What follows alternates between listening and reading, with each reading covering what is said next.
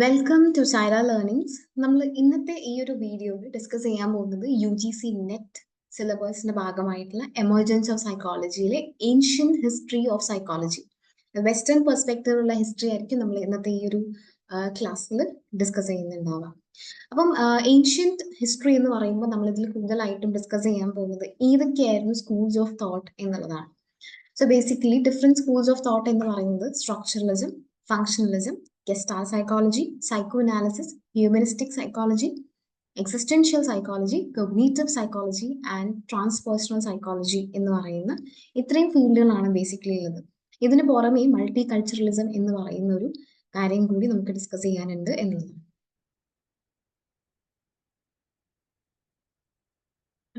Basically എന്താണ് ഒരു school of thought? ഒരു സ്കൂൾ ഓഫ് തോട്ട് എന്ന് പറയുന്നത് ഒരു കോമൺ ആയിട്ടുള്ള എസംഷൻസ് അല്ലെങ്കിൽ കോമൺ ആയിട്ടുള്ള പ്രോബ്ലംസിനെ കുറിച്ചിട്ട് അഡ്രസ്സ് ചെയ്യുന്ന അല്ലെങ്കിൽ കോമൺ ആയിട്ടുള്ള മെത്തേഡുകൾ യൂസ് ചെയ്യുന്ന ഒരു ഗ്രൂപ്പ് ഓഫ് ഇൻഡിവിജ്വൽസിനെയാണ് നമ്മളൊരു സ്കൂൾ എന്ന് പറയുന്നത്.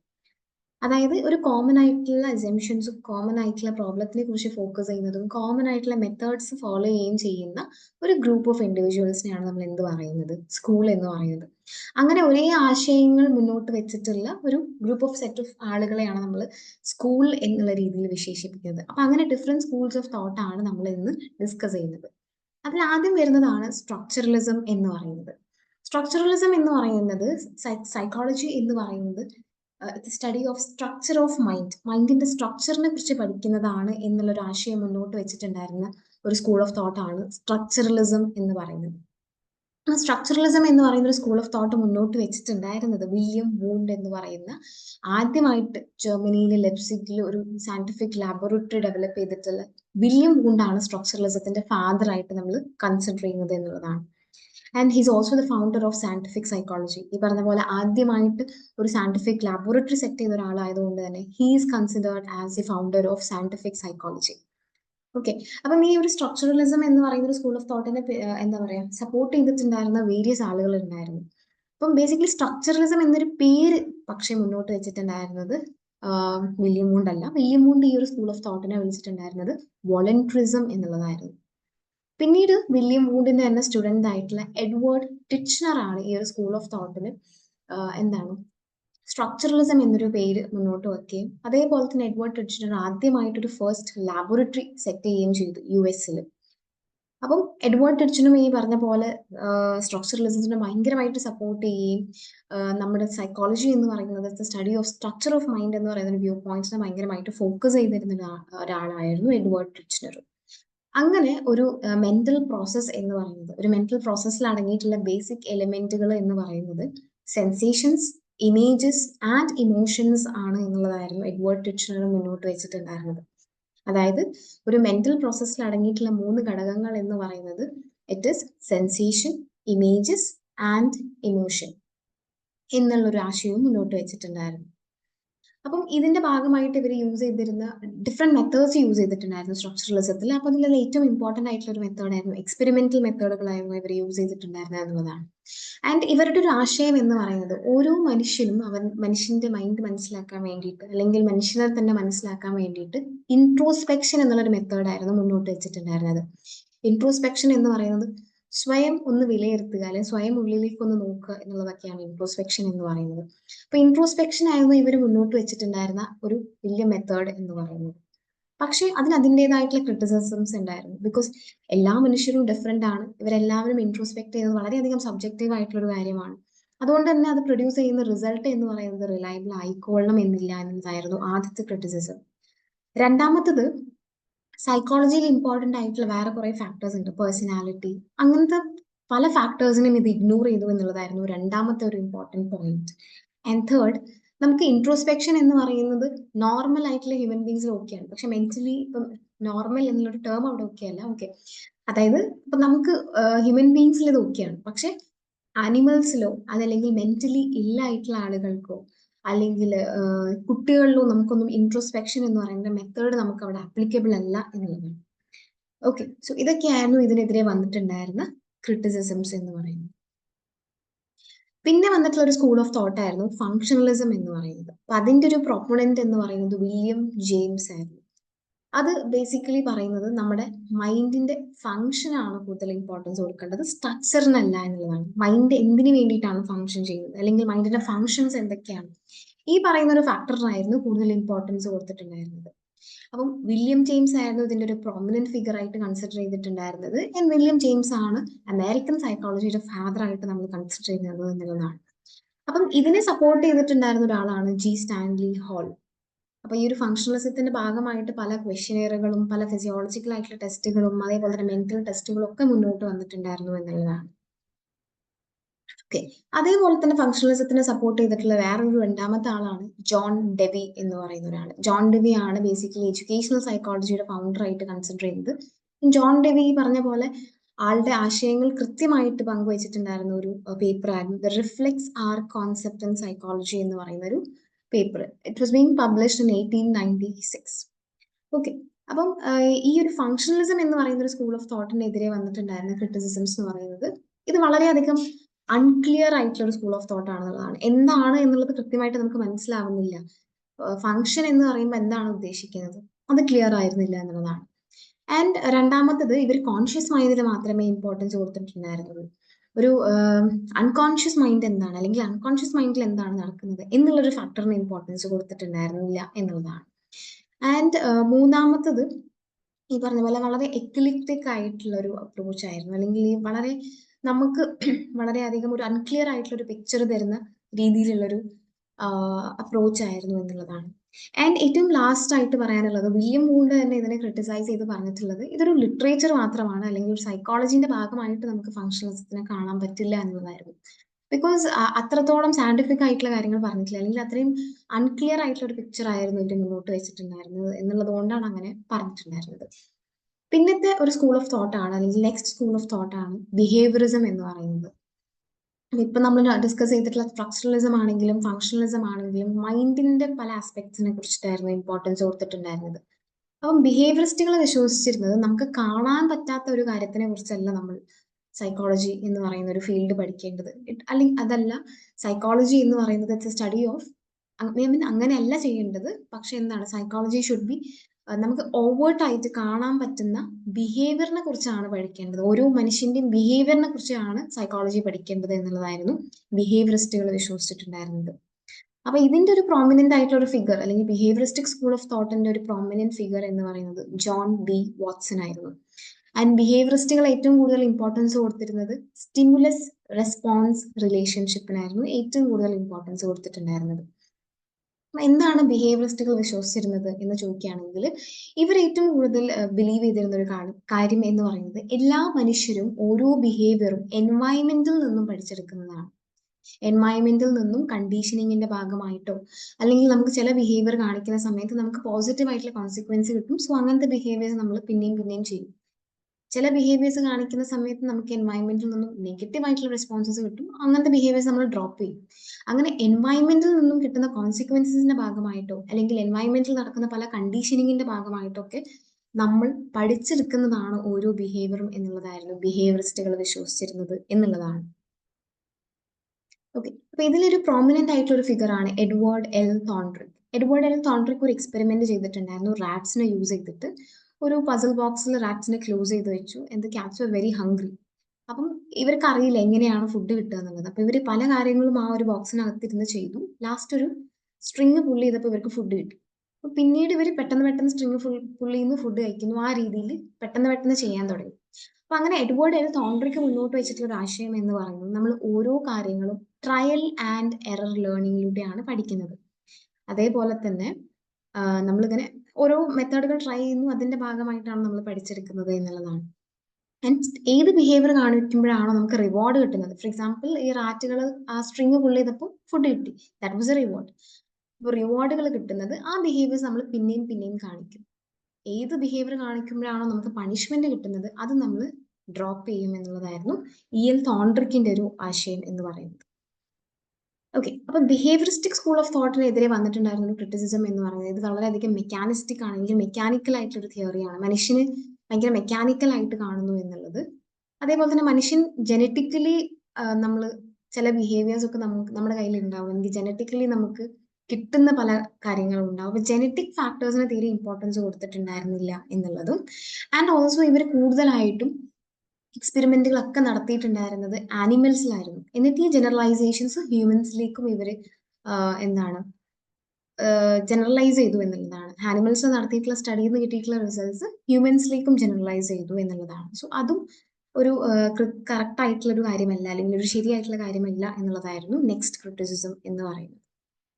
ഓക്കെ, അടുത്ത സ്കൂൾ ഓഫ് തോട്ട് ആണ് ഗെസ്റ്റാൾട്ട് സൈക്കോളജി. ഗെസ്റ്റാൾട്ട് സൈക്കോളജി കൂടുതലായിട്ടും ഒരു ഹോൾ എന്ന് പറയുന്ന, നമ്മൾ എപ്പോഴും ഓരോ കാര്യങ്ങളെയും പെർസീവ് ചെയ്യുന്ന സമയത്ത് അതിനെ നമ്മൾ ഹോൾ ആയിട്ടാണ് പെർസീവ് ചെയ്യുക, മുഴുവനായിട്ടാണ് പെർസീവ് ചെയ്യുക എന്ന് പറയുന്ന ഒരു സ്കൂൾ ഓഫ് തോട്ട് ആണ് ഗെസ്റ്റാൾട്ട് സൈക്കോളജി എന്ന് പറയുന്നത്. അപ്പൊ ഇതിലെ പ്രോമിനന്റ് ഫിഗേഴ്സ് ആയിരുന്നു Max Wertheimer, Kurt Koffka and Wolfgang Kohler.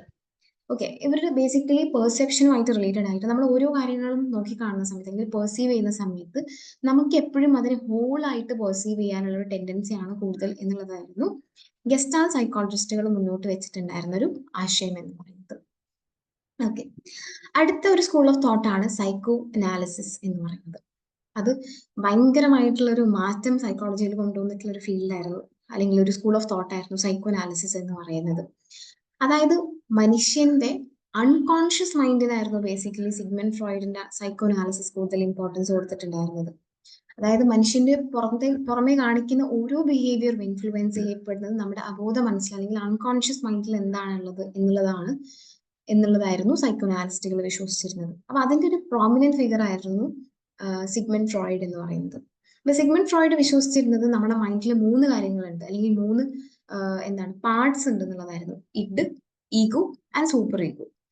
Id എന്ന് പറയുന്നത് നമുക്ക് എന്താണോ ഇപ്പൊ ചെയ്യാൻ തോന്നുന്നത് അത് ഒരു ഒന്നും കൺസിഡർ ചെയ്യാണ്ട് ചെയ്യാൻ വേണ്ടിയിട്ട് ഒരു ആനിമൽ ഇൻസ്റ്റിങ്ക്റ്റ് ആണ് ഇഡ് എന്ന് പറയുന്നത്. നമുക്കിപ്പോൾ ഒരാൾ ഐസ്ക്രീം കഴിക്കുന്ന സമയത്ത് അത് തട്ടിപ്പറിച്ച് വാങ്ങണം തോന്നുകയാണെങ്കിൽ പോയി തട്ടിപ്പറിച്ച് വാങ്ങുന്നതാണ്, അല്ലെങ്കിൽ അതിന് വേണ്ടിയിട്ട് നമ്മൾ പ്രൊമോട്ട് ചെയ്യുന്നതാണ് ഇഡ് എന്ന് പറയുന്നത്. ഓക്കെ, അത് വർക്ക് ചെയ്യുന്നത് പ്ലഷർ പ്രിൻസിപ്പിളാണ്. നമുക്ക് എപ്പോഴും പ്ലഷർ കിട്ടണം, അതിന് വേണ്ടിയിട്ട് നമ്മൾ പ്രൊമോട്ട് ചെയ്യുന്നതാണ് ഇഡ് എന്ന് പറയുന്നത്. ഈഗോ എന്ന് പറയുന്നത് റിയാലിറ്റി പ്രിൻസിപ്പിളാണ്. എന്താണ് ഇപ്പോഴത്തെ ഒരു റിയാലിറ്റി, അല്ലെങ്കിൽ ഇപ്പൊ ഇത് ചെയ്യാൻ പാടുണ്ടോ പാടില്ലേ എന്നൊക്കെ നോക്കിയിട്ട് ഒരു ബിഹേവിയറിനെ ഇൻഫ്ലുവൻസ് ചെയ്യുന്ന മൈൻഡിന്റെ ഭാഗമാണ് ഈഗോ എന്ന് പറയുന്നത്. ആൻഡ് സൂപ്പർ ഈഗോ എന്ന് പറയുന്നത് മൊറാലിറ്റി പ്രിൻസിപ്പിളാണ്. ശരികളെയും തെറ്റുകളെയും, അല്ലെങ്കിൽ ഇത് മോറൽ ആയിട്ടുള്ള ഒരു കാര്യമാണോ അല്ലെങ്കിൽ എത്തിക്കൽ ആയിട്ടുള്ള ഒരു കാര്യമാണോ എന്നൊക്കെ നോക്കിയിട്ട് ഒരു ബിഹേവിയറിനെ ഇൻഫ്ലുവൻസ് ചെയ്യുന്ന നമ്മുടെ മൈൻഡിന്റെ ഭാഗമാണ് സൂപ്പർ ഈഗോ എന്ന് പറയുന്നത്. അപ്പൊ ഒരാളിൽ ഇഡ് കൂടിക്കഴിഞ്ഞാൽ അയാളുടെ അനിമൽ ഇൻസ്റ്റിക്ട് കൂടുതലായിരിക്കും. നമുക്ക് എന്താണെന്ന് തോന്നുന്നത് അത് ചെയ്യും, ബാക്കിയുള്ളവർക്ക് ശരിയോ തെറ്റോ എന്നൊന്നും നോക്കില്ല. സൂപ്പർ ഈഗോ എന്ന് പറഞ്ഞാൽ നമ്മൾ ഭയങ്കരമായിട്ട് ശരികളെ തെറ്റുകളെയും എല്ലാം ഇങ്ങനെ അളന്നിട്ടായിരിക്കും കാര്യങ്ങൾ ചെയ്യുന്നുണ്ടാവുക. ഇത് രണ്ടും ഒരു ബാലൻസ്ഡ് ആയിട്ടുള്ള അവസ്ഥയിൽ കൊണ്ടുപോവുക എന്നുള്ളത് ഇമ്പോർട്ടന്റ് ആണ്. ആൻഡ് അത് ചെയ്യുന്നത് ഈഗോ എന്ന് പറയുന്ന മൈൻഡിന്റെ ഭാഗമാണ് എന്നുള്ളതാണ്. ആൻഡ് സിഗ്മണ്ട് ഫ്രോയിഡ് ഒരു നമ്മൾ മനുഷ്യൻ ജനിക്കുന്നത് മുതലേ ഒരു സെക്ഷുവൽ ആയിട്ടുള്ള നീഡുകൾ മനുഷ്യനുണ്ട് എന്നുള്ളതും, അത് ഒരു മനുഷ്യൻ ജനിക്കുന്നത് മുതൽ ഡെവലപ്മെന്റൽ സ്റ്റേജസിന് psychosexual stages of development എന്നുള്ളതായിരുന്നു പറഞ്ഞിട്ടുണ്ടായിരുന്നത്. അതായത് ഒരു മനുഷ്യൻ, ഒരു കുട്ടി ജനിക്കുന്നത് മുതൽ ആ കുട്ടിന്റെ ഒരു ഡെവലപ്മെന്റൽ വൈസ് എന്തൊക്കെ മാറ്റങ്ങളാണ് ഉണ്ടാവുന്നത്, ആ ഒരു stages of development psycho sexual stages of development എന്നുള്ളതായിരുന്നു പറഞ്ഞിട്ടുണ്ടായിരുന്നത്. ആൻഡ് എന്തുകൊണ്ടാണ് സൈക്കോ സെക്ഷുവൽ സ്റ്റേജസ്? ബിക്കോസ് ഈ സിഗ്മണ്ട് ഫ്രോയിഡ് കൂടുതലായിട്ടും ഇമ്പോർട്ടൻസ് കൊടുത്തിരുന്നത് സെക്ഷുവൽ ഫാക്ടേഴ്സിനാണ്. അല്ലെങ്കിൽ ഒരു കുട്ടി ജനിക്കുന്നത് മുതലേ ഈ പറഞ്ഞ പോലെ സെക്ഷൽ ഗ്രാറ്റിഫിക്കേഷന് വേണ്ടിയിട്ട് ട്രൈ ചെയ്യുന്നു എന്നുള്ളതൊക്കെയായിരുന്നു ആള് മുന്നോട്ട് വെച്ചിട്ടുണ്ടായിരുന്ന ഒരു ആശയം. അപ്പൊ അതിൽ ഡിഫറെന്റ് സ്റ്റേജസ് ഉണ്ട്: oral stage, anal stage, phallic stage, latency stage and genital stage. ഇതാണ് ബേസിക്കലി 5 സൈക്കോ സെക്ഷൽ സ്റ്റേജസ് എന്ന് പറയുന്നത്. അതേപോലെ തന്നെ ഈ ഒരു സൈക്കോഅനലിറ്റിക് വ്യൂ പോയിന്റിനെ സപ്പോർട്ട് ചെയ്തിട്ടുള്ള വേറെ കുറച്ച് ആളുകളാണ് Karen Horney, Alfred Adler, Carl ഹ്യൂം, എറിക് എറിക്സൺ ഒക്കെ. ഓക്കെ, അപ്പം അവരെ നമ്മൾ നിയോ ഫ്രോയിഡിയൻസ് എന്നുള്ളതാണ് പറയുന്നത്. സോ അതിൽ ആദ്യത്തെ ആളാണ് കാരൻ ഹോർണി എന്ന് പറയുന്നത്. അപ്പൊ കാരൻ ഹോർണി ബേസിക്കലി പറയുന്നത് മനുഷ്യന്റെ ബേസിക് ആങ്സൈറ്റിനെ കുറിച്ചിട്ട് ഭയങ്കരമായിട്ട് പറഞ്ഞിട്ടുള്ള ഒരാളാണ് കാരൻ ഹോർണി എന്ന് പറയുന്ന ഒരു ആൾ. സോ കാരൻ ഹോർണി പറഞ്ഞിട്ടുള്ളത് മനുഷ്യന്റെ ബേസിക് ആങ്സൈറ്റിനെ ഒഴിവാക്കാൻ വേണ്ടിയിട്ട് 3 തരത്തിലാണ് ബിഹേവ് ചെയ്യുക എന്നുള്ളതാണ്. ചില ആളുകൾ ദി മൂവ് ടുവേർഡ്സ് പീപ്പിൾ. നമ്മുടെ ബേസിക് ആങ്സൈറ്റി ഒഴിവാക്കാൻ വേണ്ടിയിട്ട് ബാക്കിയുള്ള ആളുകളുടെ അടുത്തേക്ക് നമ്മൾ മൂവ് ചെയ്യും, അല്ലെങ്കിൽ ബാക്കിയുള്ളവരുടെ കൂടെ നിന്ന് നമ്മൾ എപ്പോഴും ചുറ്റും ആളുകൾ വേണം, ആ രീതിയിൽ പെരുമാറുന്നവരുണ്ടാവും. ചിലവർ ആങ്ഷ്യസ് ആകുന്ന സമയത്ത് മൂവിങ് അഗെയിൻസ്റ്റ് ദ പീപ്പിൾ, ആളുകളിൽ നിന്നും ഒഴിവായി ഒറ്റയ്ക്ക് നിൽക്കാൻ വേണ്ടി ശ്രമിക്കുന്നവരുണ്ടാവും. ഒറ്റയ്ക്ക് നിൽക്കുക എന്നുള്ളതല്ല, അഗെയിൻസ്റ്റ് ദ പീപ്പിൾ, ആളുകൾക്കെതിരെ ദേഷ്യം പിടിച്ച് അഗ്രസീവായി അങ്ങനെ ദേ move against the people. The third kind is moving away from the people, ആളുകളിൽ നിന്നും ദേ കുറച്ച് ഐസൊലേറ്റഡ് ആയി ഒറ്റയ്ക്ക് നിൽക്കാൻ ശ്രമിക്കുന്നവരും ഉണ്ടാകും എന്നുള്ളതാണ്. ഓക്കെ, സോ അതായിരുന്നു കാരൻ ഹോർണിന്റെ ഒരു വ്യൂ പോയിന്റ്. കാരൻ ഹോർണി ബേസിക്കലി ഒരു ഫെമിനിസ്റ്റിക് സൈക്കോളജി ഒക്കെ എന്താ പറയുക, അതിന് വേണ്ടിയിട്ടൊക്കെ അഡ്വക്കേറ്റ് ചെയ്ത ഒരാളായിരുന്നു. ബേസിക്കലി സിഗ്മണ്ട് ഫ്രോയിഡിന്റെ തിയറി എന്ന് പറയുന്നത് ഭയങ്കരമായിട്ട് ഫീമെയിൽസിനെ ഭയങ്കരമായിട്ട് അടിച്ചമർത്തുന്ന ഒരു തിയറി ആയിട്ട് ഭയങ്കര ഒരു ക്രിറ്റിസിസം വന്നിട്ടുണ്ടായിരുന്നു. സോ അതിനെതിരെ കുറച്ചും കൂടി ഒരു ഫെമിനിസ്റ്റിക് സൈക്കോളജി ഒരു വ്യൂ പോയിന്റ് മുന്നോട്ട് വെച്ചിട്ടുണ്ടായിരുന്ന ഒരാളാണ് കാരൻ ഹോർണി എന്ന് പറയുന്നത്. ആൻഡ് പിന്നത്തെ ഒരാളാണ് ആൽഫ്രഡ് എഡ്ലർ. ആൽഫ്രഡ് എഡ്ലറുടെ ഒരു വ്യൂ പോയിന്റ് എന്ന് പറയുന്നത് എല്ലാ മനുഷ്യർക്കും ഒരു ഇൻഫീരിയോറിറ്റി കോംപ്ലക്സ് ഉണ്ട്. ഓരോ മനുഷ്യനും ജീവിതത്തിൽ ട്രൈ ചെയ്യുന്നത് ഈ ഇൻഫീരിയോറിറ്റി കോംപ്ലക്സിന് ഓവർകം ചെയ്യാൻ വേണ്ടിയിട്ടാണ് എന്നുള്ളതാണ് ആൽഫ്രഡ് എഡ്ലറിന്റെ ഇൻഡിവിജ്വൽ സൈക്കോളജി എന്ന് പറയുന്ന ഒരു ഫീൽഡ് മുന്നോട്ട് വെച്ചിട്ടുണ്ടായിരുന്ന ഒരു ആശയം എന്ന് പറയുന്നത്.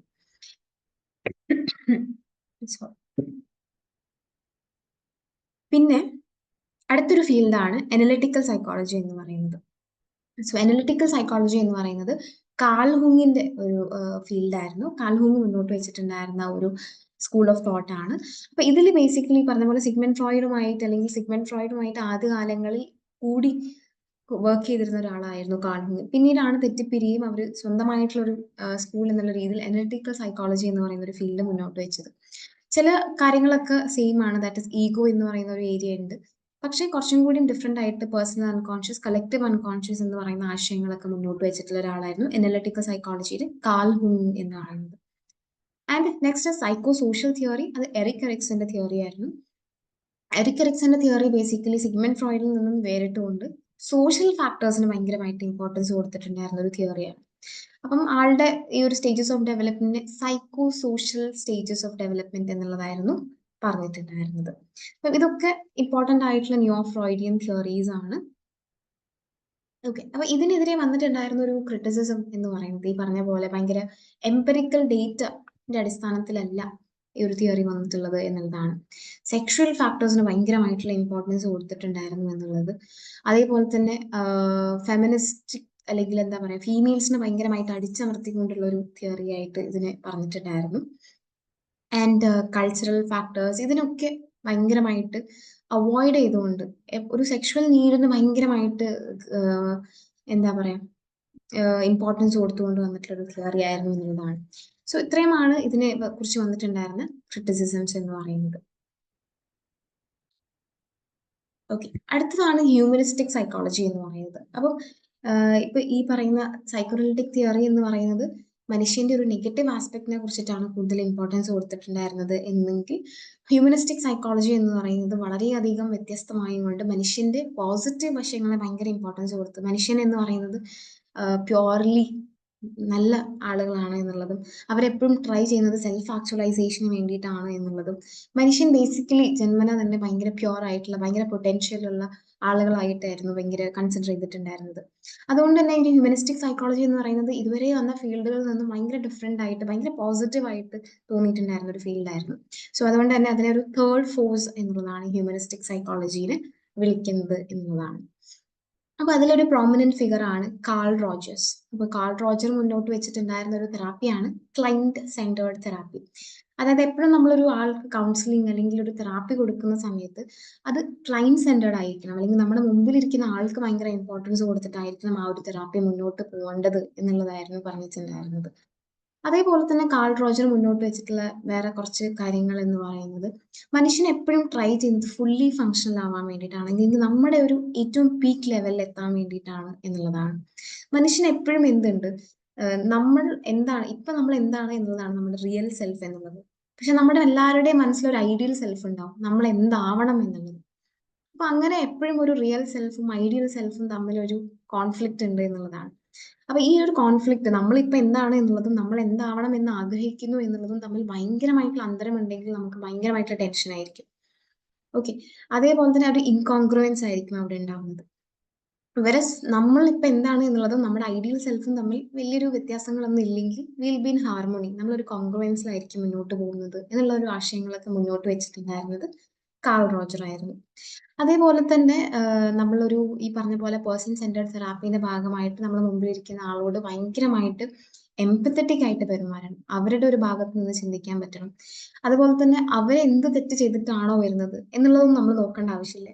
അൺകണ്ടീഷണൽ ആയിട്ട് അവരോട് എപ്പോഴും ഒരു പോസിറ്റീവ് ആയിട്ടുള്ളൊരു പെരുമാറ്റം എപ്പോഴും ഒരു കൗൺസിലറിന്റെ ഭാഗത്ത് നിന്ന് ഉണ്ടാവണം. അതിനെയാണ് അൺകണ്ടീഷണൽ പോസിറ്റീവ് റിഗാർഡ് എന്നൊക്കെ പറയുന്നത്. സോ അങ്ങനെ ഭയങ്കരമായിട്ടുള്ള ഒരു മാറ്റങ്ങൾ കൗൺസിലിംഗ് ഫീൽഡിൽ തന്നെ കൊണ്ടുവന്നിട്ടുള്ള ഒരാളായിരുന്നു കാൾ റോജറിന്റെ ഈ ഒരു ആശയം എന്ന് പറയുന്നത്. അടുത്തത് എബ്രഹാം ഹെറോൾഡ് മാസ്ലോന്റെ, ഇതെല്ലാം ഈ പറയുന്ന ഹ്യൂമനിസ്റ്റിക് സൈക്കോളജിയിൽ വരുന്ന പല തിയറിസ്റ്റുകളുമാണ്. സോ എബ്രഹാം മാസ്ലോന്റെ തിയറി കൂടുതലായിട്ടും ഇമ്പോർട്ടൻസ് കൊടുത്തിട്ടുണ്ടായിരുന്നത് മനുഷ്യന്റെ നീഡുകൾക്കാണ്. ഓക്കെ, അപ്പം ഹയറാർക്കി ഓഫ് നീഡ്സ് തിയറി അത് ആള് പബ്ലിഷ് ചെയ്തിട്ടുണ്ടായിരുന്നത് തിയറി ഓഫ് ഹ്യൂമൻ മോട്ടിവേഷൻ എന്ന് പറയുന്ന ഒരു ബുക്കിലായിരുന്നു 1943. ഓക്കെ, അപ്പൊ ഇതിൽ ബേസിക്കലി എബ്രഹാം മാസ്ലോ പറയുന്നത് മനുഷ്യർക്ക് പലതരം നീഡുകളുണ്ട്. ഓക്കെ, അപ്പൊ അതൊരു പിറാമിഡ് ഫോമിലാണ് ആള് കാണിക്കുന്നത്. At the very base level we have a physiological need, പിന്നെ സേഫ്റ്റി നീഡ്, പിന്നെ ബിലോങ്ങിങ്നെസ്, പിന്നെ self esteem and then self actualization. അപ്പം ഈ പറഞ്ഞ ആദ്യ മനുഷ്യന് ആവശ്യം എന്ന് പറയുന്നത് ഫിസിയോളജിക്കൽ നീഡാണ്. നമുക്ക് ഫുഡ് കിട്ടുക, വാട്ടർ കിട്ടുക എന്നുള്ളതൊക്കെയാണ്. ഫുഡ്, വാട്ടർ, ഓക്സിജൻ, ഇതൊക്കെയാണ് നമുക്ക് ആദ്യം പ്രൈമറി ആയിട്ട് ആവശ്യം. ഇതെല്ലാം ഉള്ളൊരു മനുഷ്യന് മാത്രമേ അടുത്ത ലെവലിലുള്ള ഒരു നീഡിനെ കുറിച്ച് ആലോചിക്കാൻ പറ്റുള്ളൂ. അതായത് ഒരു സേഫ്റ്റി നീഡ് എന്ന് പറയുന്നത് ഒരു വീട് ഉണ്ടാവണം അല്ലെങ്കിൽ സേഫ് ആയിരിക്കണം എന്നുള്ളത്. ഭക്ഷണം കിട്ടാത്തവൻ സേഫ്റ്റി നീഡ് ഉണ്ടാവില്ല. അപ്പൊ ഇതൊരു ഹയറാർക്കി ലെവലിൽ പോകുന്ന ഒരു താഴെ തട്ടിലൊരു നീഡ് മീറ്റ് ചെയ്യപ്പെട്ടിട്ടുള്ള ഒരാൾക്ക് മാത്രമാണ് മുകളിലുള്ള നീഡ് ഉണ്ടാവുള്ളൂ. സോ ഒരാൾക്ക് ഫിസിയോളജിക്കൽ നീഡ് മീറ്റ് ചെയ്യപ്പെടുന്നുണ്ട്, സേഫ്റ്റി നീഡ് മീറ്റ് ചെയ്യപ്പെടുന്ന ഒരാൾക്കാണ് അടുത്ത നീഡ് ഉണ്ടാവുള്ളൂ. ഒരു സ്നേഹിക്കാൻ ഒരാൾ വേണം എന്നൊക്കെ ഉള്ളത്. ഭക്ഷണം കിട്ടാത്തവൻ ഒരിക്കലും സ്നേഹിക്കാൻ ഒരാൾ വേണം എന്നുള്ളൊരു ഇത് ഉണ്ടാവില്ല. ആദ്യം ഈ ഒരു നീഡ് മീറ്റ് ചെയ്യണം എന്നായിരിക്കും. സോ ദ വെരി ബേസ് ലെവലിലുള്ള നീഡുകൾ മീറ്റ് ചെയ്യുന്ന ഒരാൾക്ക് മാത്രമേ അടുത്ത ലെവലിലുള്ള നീഡുകൾ ആവശ്യമുണ്ടാവുള്ളൂ, അല്ലെങ്കിൽ ആ ഒരു നീഡ് അവർക്ക് തോന്നുള്ളൂ എന്നുള്ളതാണ്. സോ ആദ്യം വരുന്നത് ഫിസിയോളജിക്കൽ നീഡാണ്, പിന്നെ അതായത് ഫുഡ്, വാട്ടർ, ഓക്സിജൻ, അങ്ങനത്തെ കാര്യങ്ങൾ. പിന്നെ വരുന്നതാണ് safety need, that is a home, ഒരു ഷെൽട്ടർ കാര്യങ്ങളൊക്കെ.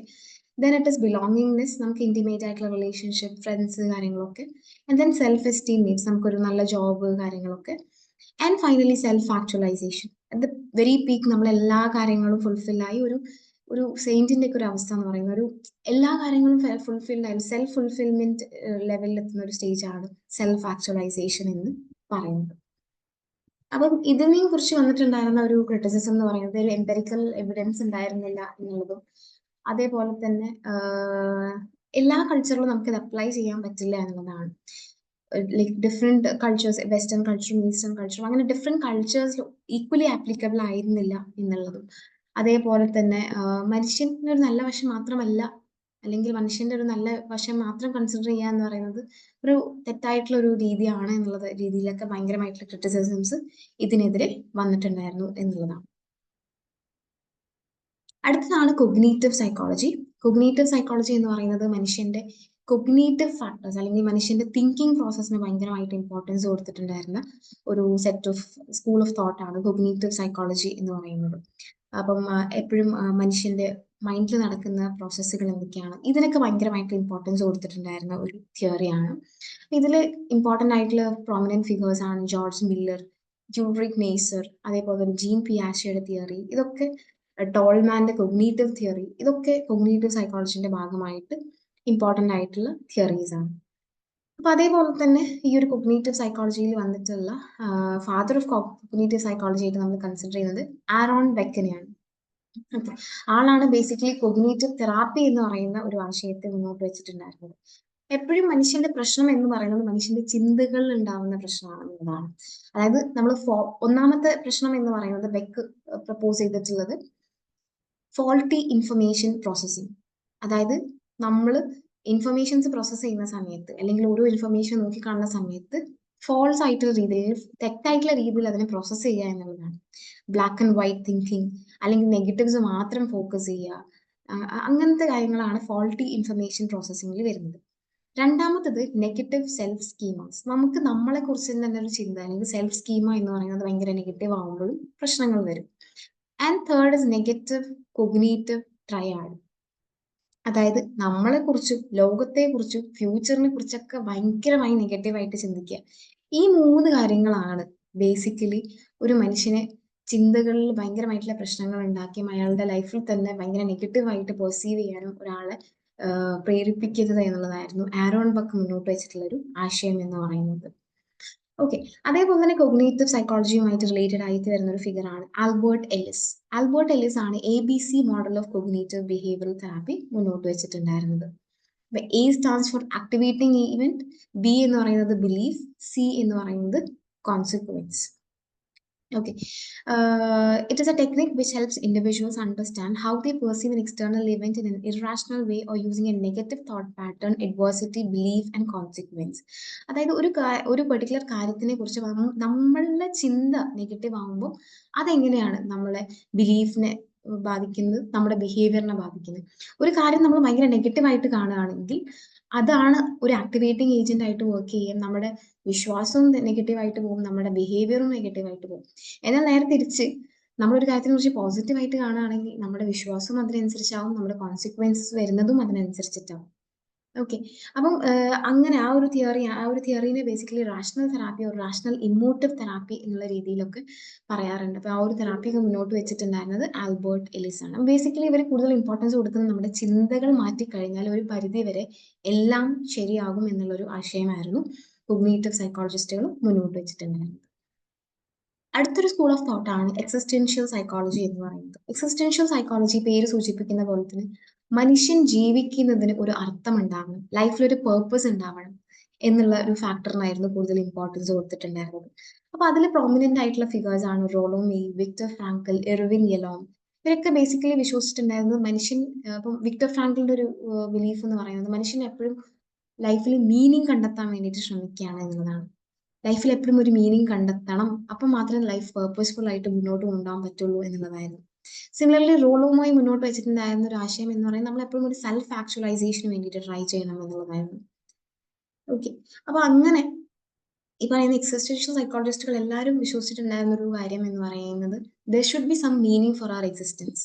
അപ്പോഴാണ് ലൈഫ് കുറച്ചുകൂടി പർപ്പസ്ഫുൾ ആയിട്ട് മുന്നോട്ട് പോവുക എന്നുള്ളതായിരുന്നു. And next is transpersonal psychology. അതുമായിട്ട് റിലേറ്റഡ് ആയിട്ടുള്ള രണ്ട് പ്രോമിനന്റ് ഫിഗേഴ്സ് ആണ് Abraham Maslow and Anthony Sutich. അപ്പൊ ഇവർ കൂടുതലായിട്ടും ട്രാൻസ്പേഴ്സണൽ ആയിട്ടുള്ള കുറച്ചും കൂടി സ്പിരിച്വൽ ആയിട്ടുള്ള ട്രാൻസിഡന്റൽ ആസ്പെക്ട്സിനായിരുന്നു കൂടുതൽ ഇമ്പോർട്ടൻസ്. സൈക്കോളജി എപ്പോഴും പഠിക്കേണ്ടത് മനുഷ്യ മൈൻഡിനെയോ അല്ലെങ്കിൽ മനുഷ്യന്റെ ബിഹേവിയറിനെ കുറിച്ച് അല്ലെങ്കിൽ കുറിച്ചോ അല്ല, പകരം എന്താണ് കുറച്ചും കൂടി ട്രാൻസ്പേഴ്സണൽ ആയിട്ടുള്ള അല്ലെങ്കിൽ കുറച്ചും കൂടി സ്പിരിച്വൽ ആയിട്ടുള്ള hypnotherapy, meditation, guided visualisation, dream work, music, mindfulness, ഇങ്ങനത്തെ കാര്യങ്ങളെ കുറിച്ച് കൂടുതൽ പഠിക്കണം എന്നുള്ളതായിരുന്നു. അപ്പൊ ഇവര് മുന്നോട്ട് വെച്ചിട്ടുള്ള ഒരു തെറാപ്പിയായിരുന്നു ട്രാൻസ്പേഴ്സണൽ തെറാപ്പി. ഇങ്ങനത്തെ സ്പിരിച്വൽ ആയിട്ടുള്ള കാര്യങ്ങൾ ഉപയോഗിച്ച് നമുക്ക് ഡിപ്രഷൻ, അഡിക്ഷൻ, ഫോബിയാസ് ഇതൊക്കെ ഒരു പരിധി വരെ മാറ്റാൻ പറ്റും എന്നുള്ളതായിരുന്നു ട്രാൻസ്പേഴ്സണലിസ്റ്റുകൾ വിശ്വസിച്ചിട്ടുണ്ടായിരുന്നു. And the last one is multiculturalism. Multiculturalism എന്ന് പറയുന്നത് ബ്രാഞ്ച് ഓഫ് സൈക്കോളജി. എങ്ങനെയാണ് നമ്മുടെ കൾച്ചർ, നമ്മൾ വളർന്നു വരുന്ന കൾച്ചർ ഒരു മനുഷ്യന്റെ തിങ്കിങ്ങിനെയും ഫീലിങ്ങിനെയും ഒക്കെ ഇൻഫ്ലുവൻസ് ചെയ്യുന്നതെന്ന് പഠിക്കുന്ന ഒരു ഫീൽഡായിരുന്നു, അല്ലെങ്കിൽ ഒരു സ്കൂൾ ഓഫ് തോട്ട് ആയിരുന്നു മൾട്ടി കൾച്ചറലിസം എന്ന് പറയുന്നത്. അപ്പം അതിലുള്ള ഒരു ഇമ്പോർട്ടൻ്റ് ആയിട്ടുള്ള ഒരു ആശയമാണ് കൾച്ചറൽ റിലേറ്റിവിസം. കൾച്ചറൽ റിലേറ്റിവിസം എന്ന് പറയുന്നത് ഒരു മനുഷ്യനെ മനുഷ്യനായിട്ട് അല്ലെങ്കിൽ മനുഷ്യനെ മാറ്റി നിർത്തി നമുക്ക് പഠിക്കാൻ പറ്റില്ല. ആ ഒരു മനുഷ്യനെ നമ്മൾ മനസ്സിലാക്കുന്ന സമയത്ത് അയാൾ വളർന്നു വന്നിട്ടുള്ള കൾച്ചർ അല്ലെങ്കിൽ അയാളുടെ ഇൻഡിവിജ്വൽ ആയിട്ടുള്ള ബിലീഫുകൾ ഇതൊക്കെ നമ്മൾ മനസ്സിലാക്കുന്ന സമയത്ത് അയാൾ ഏത് തരം കൾച്ചറിലായിരുന്നു വളർന്നു വന്നിട്ടുണ്ടായിരുന്നത് എന്നുള്ളത് കൂടി നമ്മൾ മനസ്സിലാക്കണം എന്നുള്ളതായിരുന്നു മൾട്ടി കൾച്ചറലിസ്റ്റുകളുടെ ഒരു വിശ്വാസം എന്ന് പറയുന്നത്. സോ ബേസിക്കലി ഗീൽഡ് ഹോഫിന്റെ ഒരു മൾട്ടി കൾച്ചറലിസ്റ്റ് റിലേറ്റഡ് ആയിട്ടൊരു തിയറി ഉണ്ടായിരുന്നു. അതിൽ പറയുന്നത് കീ വാല്യൂസ് ആയിട്ട് 6 കീ വാല്യൂസ് ആണ്: power distance, uncertainty avoidance, masculinity femininity, individualism collectivism, long term orientation, intelligence versus restrain. അപ്പൊ ഇങ്ങനെ ഡിഫറെന്റ് ആയിട്ടുള്ള തിയറീസ് ഇതിന്റെ ഭാഗമായിട്ട് വന്നിട്ടുണ്ടായിരുന്നു എന്നുള്ളതാണ്. ഓക്കെ, സോ ഇത്രയുമാണ് സ്കൂൾസ് ഓഫ് തോട്ടിൽ വരുന്നത്. ഓക്കെ, സോ എല്ലാവർക്കും മനസ്സിലായി എന്ന് വിചാരിക്കുന്നു. അടുത്തൊരു ഇമ്പോർട്ടൻ്റ് ആയിട്ടുള്ള ഒരു ടോപ്പിക്കുമായിട്ട് അടുത്ത ക്ലാസ്സിൽ കാണാം. Thank you.